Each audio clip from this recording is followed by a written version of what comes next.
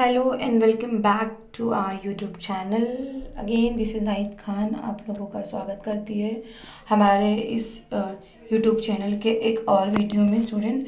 तो आज का जो हमारा टॉपिक है which is complete the following statement, same economics subject से ही। तो आज हम कवर करेंगे 10 क्वेश्चंस एज यूजुअल। तो चलिए ज़्यादा टाइम वेस्ट ना करते हुए हम हमारा वीडियो स्टार्ट करते हैं। सबसे पहला कंप्लीट द फॉलोइंग स्टेटमेंट है स्टूडेंट, हमें स्टेटमेंट कंप्लीट करना है। Theory of economic welfare basically deals with, answer होगा आपका theory of economic welfare basically deals with efficiency in allocation of resources. क्योंकि स्टूडेंट अभी हाँ थोड़ा सा कंसेप्ट क्लियर होना चाहिए। Product pricing, factor pricing, efficiency in product, ये जो है स्कोप है, ठीक है। Theory of economic scope of micro economics है। थियरी ऑफ इकोनॉमिक वेलफेयर जो है वो efficiency in allocation of resources होता है। नेक्स्ट आते हैं हम, macro economic is the branch of economic which analyses the entire economy. क्योंकि मैक्रो इकोनॉमिक जो स्टूडेंट वो ब्रॉडर कंसेप्ट है, तो वो पार्ट इकोनॉमी के एक हिस्से को नहीं, जैसे कि मैंने बताया था ये सर्कल है, तो ये पूरे सर्कल को स्टडी करेगा, ना कि एक पार्ट को स्टडी करेगा। मिक्स्ड इकोनॉमी और पॉलिटिकल इकोनॉमी ये तो टाइप्स ऑफ इकोनॉमी है, इसका कोई कनेक्शन ही नहीं है, ठीक है, आपके आंसर से। तो आपका आंसर है एंटायर इकोनॉमी। नेक्स्ट आते हैं स्टूडेंट हम, unit eight which MU that is marginal utility become equal with market price is consumers equilibrium. अगर सिंपली याद रखना, हाँ सिंपली याद रखना, इसका मतलब क्या है, marginal utility become equal to the market price that is called consumer equilibrium. In short याद रखना, इसका मतलब ये है स्टूडेंट कि अगर आप किसी चीज़ को, कमोडिटी को खरीद रहे हो, तो आप किस हद तक उस कमोडिटी के लिए ज़्यादा पैसा देना प्रिफर करोगे, दैट्स इट। आपकी मार्जिनल यूटिलिटी, कॉमन सेंस है, आप मुझे बताओ अगर वो कमोडिटी आपके लिए यूटिलिटी नहीं रखता है, सो आई डोंट थिंक सो कि आप उसके लिए पे करने के लिए तैयार रहोगे, ठीक है। तो जिस यूनिट में हमारा मार्जिनल यूटिलिटी इक्वल हो जाता है मार्केट प्राइस के, मतलब जितना आप चाहते हो और जितना प्राइस आप पे करना चाहते हो, वर्थ बोलते हो ना आप उस कमोडिटी का, सो वो जो प्राइस होता है वो होता है कंज्यूमर इक्विलिब्रियम, दैट्स इट। जहाँ पे आप एग्री करते हो कि यहाँ तक से, फॉर एग्जांपल चलिए मैं आपको बताती हूँ कि सपोज हमें मूवी देखना है, ठीक है। मैंने एक मूवी देखी थी, उसका ट्रायल देखा था, उसका रिव्यू देखा था, मैं नाम नहीं ले रही किसी मूवी की। तो मैं कह रही हूँ कि अगर ये टिकट मुझे, उस मूवी की टिकट मुझे मैं कहाँ तक ओके हूँ, 400 रुपीज़ तक। अगर मुझे वो मूवी टिकट, मतलब समझो वो बहुत ही ट्रेंडिंग मूवी है, तो ऑब्वियसली पैसा ज़्यादा, तो मैं उस मूवी के लिए किस हद तक पैसा ज़्यादा दे सकूँगी, 400 रुपीज़ तक। तो मेरा जो इक्विलिब्रियम पॉइंट रहेगा वो क्या होगा, 400 रुपीज़, मतलब जहाँ पे वो मुझे 400 रुपीज़ में वो टिकट मिल रही है और मैं 400 रुपीज़ पे करने के लिए रेडी हूँ। से फॉर एग्जांपल टिकट मिल रही है मुझे 600 रुपये में, लेकिन मैं पे करना चाहती हूँ 400 रुपये, तो वहाँ पे इक्विलिब्रियम नहीं होगा। वाइस वर्सा, वाइस वर्सा मतलब कि हाँ उसमें तो ऑब्वियसली कोई चीज़ का प्राइस कम रहेगा तो हम रेडी हो ही जाएंगे, लेकिन यहाँ पे कब क्या होगा, 400 रुपये में मुझे टिकट मिल रही है और 400 रुपये में पे करने के लिए रेडी हूँ, तो वो होगा हमारा कंज्यूमर इक्विलिब्रियम। नेक्स्ट आता है हमारा, in relationship between total utility and marginal utility of a commodity becomes negative when total utility of a commodity is falling। ये कंसेप्ट आप लोगों को समझना पड़ेगा, ये कंसेप्ट आप लोगों को समझना पड़ेगा, total utility and marginal utility का। देखिए आप लोग सिर्फ एक चीज़ याद रखो, अभी तो मैं आप लोगों को डिटेल में नहीं बता सकती हूँ, लेकिन मेरा काम है बीइंग अ टीचर की, अगर मैं आप लोगों को ऑब्जेक्टिव एक्सप्लेन कर रही हूँ तो एटलीस्ट मैं इतना कुछ कर दूँ कि आप लोगों को समझ में आए। तो बेटा आप लोग ये याद रखो कि जब हम टोटल यूटिलिटी को और मार्जिनल यूटिलिटी को रिलेट करते हैं तो 4 तरीके की रिलेशनशिप बिल्ड होती है, उससे आपको समझ में आएगा। देखो स्टार्टिंग में जो TU होता है और MU होता है वो इक्वल होता है, उसके बाद में क्या होता है, TU बढ़ता जाता है, देखो फिर हम लोग इसमें रिलेट करेंगे, और जो MU होता है वो क्या होता है, कम होता जाता है। एट पॉइंट ऐसा होता है कि जो TU होता है वो मैक्सिमम पॉइंट पे पहुंच जाता है, तो हमारा जो MU होता है वो 0 होता है। फिर क्या होता है, TU स्टार्ट फॉलिंग। TU जो होता है ये शॉर्ट टर्म के लिए, ठीक है। आप लोग सिर्फ, अब मैं क्या बोलूँ कि आप बस अपने माइंड में फिट कर लो, क्योंकि अगर डिटेल में बताने जाऊँगी तो बहुत टाइम लगेगा और आपको बहुत सारा रिविजन करना है, तो फिर ये क्या हो जाता है, नेगेटिव लिख लो आप लोग। कभी भी याद रखना कि ये रिलेशनशिप में 3 चीज़ें होती है जब टी यू एम यू को हम कंपेयर करते हैं। स्टार्टिंग में T U M U equal होता है, फिर टी यू ज़्यादा होता है, एम यू कम होता है। When T U increase M U falls, when T U rise M U falls. फिर टी यू जब मैक्सिमम होता है, एम फॉर मैक्सिमम, सो हमारा जो एम यू होता है वो 0 होता है। देन टी यू फॉल होता है तो ये नेगेटिव होता है। तो यहाँ पे देखो क्वेश्चन क्या बोला, देखो in relationship between total utility and marginal utility M U of a commodity becomes negative.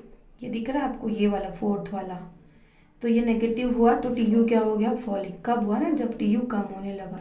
तो आप लोग प्लीज़ ये 4 रिलेशन लिख लो, तो आपको एटलीस्ट आपके ऑब्जेक्टिव्स रॉन्ग नहीं होंगे, ठीक है। क्योंकि अभी ये डायग्राम बना के और सब एक्सप्लेन करना वो थोड़ा सा टाइम कंज्यूमिंग हो जाएगा।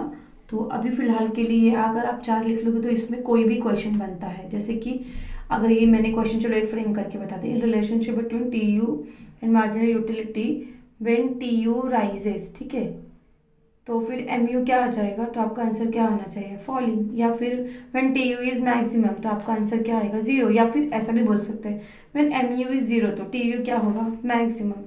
तो ये सब चीज़ें आपको समझ में आनी चाहिए। होप मैं आपको समझा पा रही हूँ।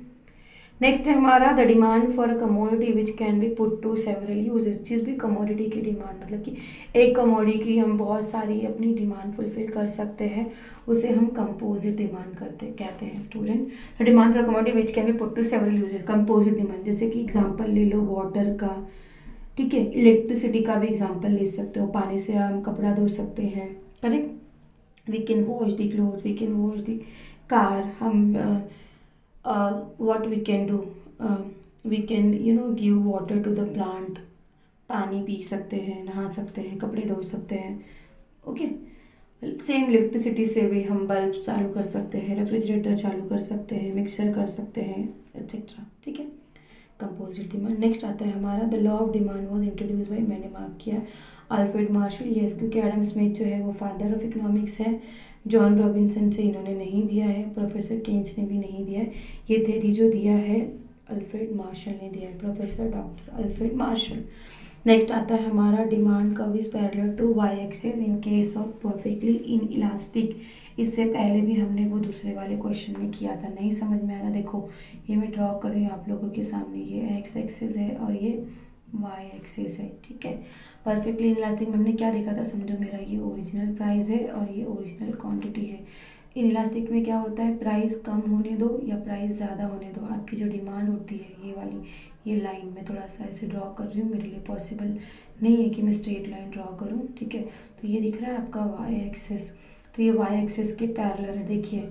तो इसे हम कहते हैं perfectly in elastic. In elastic मतलब क्या, कि डिमांड चेंज होगी ही नहीं, वो जगह से हिलेगी भी नहीं, ठीक है। और इलास्टिक होगा तो मतलब कि वो पूरी चेंज हो जाएगी, ओके।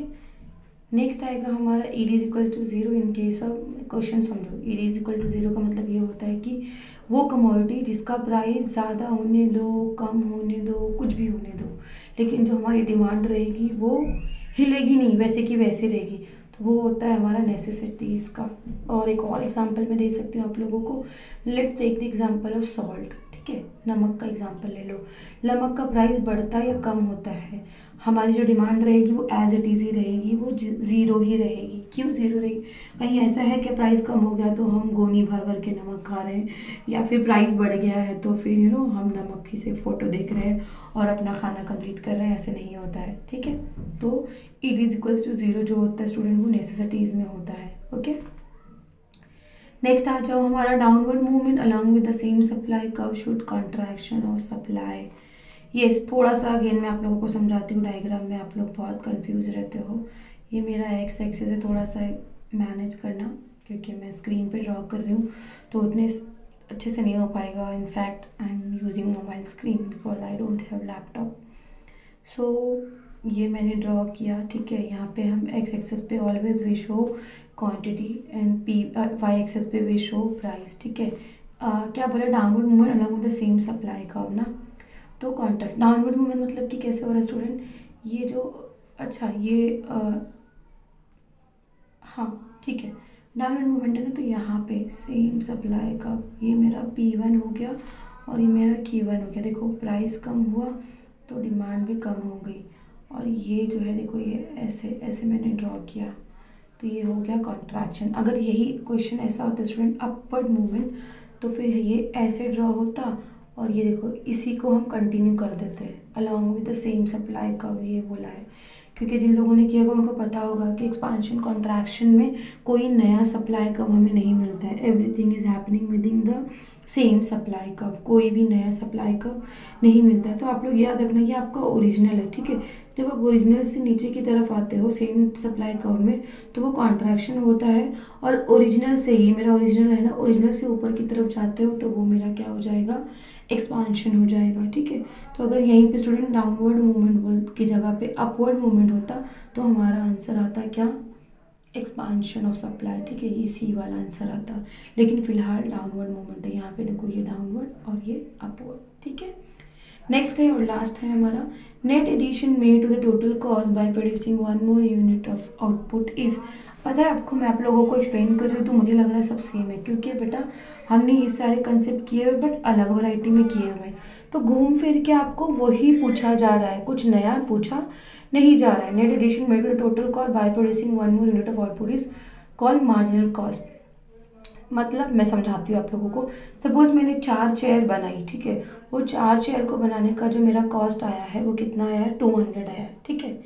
अब मैं कहती हूँ कि मैंने एक और चेयर बनाई, तो मेरी टोटल जो कॉस्ट हो जाती है, मतलब टोटल मैंने 5th वाली चेयर बनाई, तो मेरी जो टोटल कॉस्ट हो जाती है वो हो जाती है 300 रुपीज़, ठीक है। तो now what is my marginal cost, marginal cost मतलब जो ये मैंने एडिशनल जो 5th वाली जो चेयर बनाई है उसको बनाने में कितना कॉस्ट आ रहा था। तो देखो जब मैं 4 बनाती थी तो मुझे 200 कॉस्ट आता था, अब मैंने 5वीं बना दी तो टोटल मेरी कॉस्ट कितनी होगी, 300। तो बेसिकली कितना आएगा, तो how much cost I have incurred on the 5th chair, that is 100। समझ में आया, मैंने मेरे टोटल में से जो प्रीवियस वाला था, ठीक है, वो 4 चेयर, उसमें से मैंने माइनस कर दिया तो मुझे मिल गया 100, ठीक है। तो बेसिकली स्टूडेंट कभी भी याद रखना ये तो मार्जिनल कॉस्ट है, आपको मार्जिनल रेवेन्यू भी बोलेगा और मार्जिनल यूटिलिटी भी बोलेगा। मैंने आप लोगों को मार्जिनल यूटिलिटी बताया था, अगर आप प्रीवियस वीडियो देखोगे तो marginal mean basically student additional. Utility अगर यहाँ पर होता तो क्या होता, मैंने 3 एप्पल खाए, 3 एप्पल से मैं इसी को देखो रिलेट कर रही हूँ, मुझे 200 यूनिट का सेटिस्फैक्शन हुआ, फिर मैंने चौथा एप्पल खाया, उससे मुझे 50 यूनिट का सेटिस्फैक्शन मिला, तो मेरा टोटल यूनिट कितना हो गया 4, और यूटिलिटी कितनी हो गई 250। तो अगर मेरा सवाल आप लोगों से ये है, नीचे कमेंट बॉक्स में प्लीज़ कमेंट करना आप लोग जब ये वीडियो देखोगे कि मेरा जो मार्जिनल यूटिलिटी होगा वो कितना होगा। मैंने आपको कॉस्ट से समझाया बट मैं यूटिलिटी पूछ रही हूँ। 3 था, 1 मैंने खाया, टोटल 4 हो गए, टोटल मेरी यूटिलिटी होगी 250। तो जो मेरी 4th यूनिट है दिस वन, इससे मुझे कितनी यूटिलिटी मिली, I want you all to answer in the comment box. तो मुझे समझ में आएगा कि आप लोगों को ये चीज़ समझ में आ रही है या नहीं। बस इस लेक्चर में इतना ही रहेगा स्टूडेंट। आगे के जो टॉपिक है वो मैं नेक्स्ट लेक्चर में कवर करूँगी, और नेक्स्ट लेक्चर में हमारा ये वाला टाइप भी कवर हो जाएगा। फिर हमारा बचेगा identify and explain the concept and give economic term, तो वो जल्दी से जल्दी मैं कवर करूँगी क्योंकि हमें बाकी के भी 3 सब्जेक्ट करने हैं। So hope you people liking our video and our explanation. और अगर आप लोगों को इस ऑब्जेक्टिव से लेकर कुछ भी डाउट होता है तो आप लोग अपने डाउट्स नीचे कमेंट बॉक्स में ड्रॉप कर सकते हैं। And student yes, once I complete this ना, so I will drop the PDF in the description box. No need to worry. You guys just go through the video and try to understand the concept कि ये answer आया तो कैसे आया। Okay, thank you. Same मैं आशा करती हूँ कि आप लोग हमारे चैनल को सब्सक्राइब कर रहे हैं, कर लिया होगा, और अगर नहीं किया होगा तो please do subscribe to our channel. Thank you, thanks for watching the video. See you in the next lecture, student.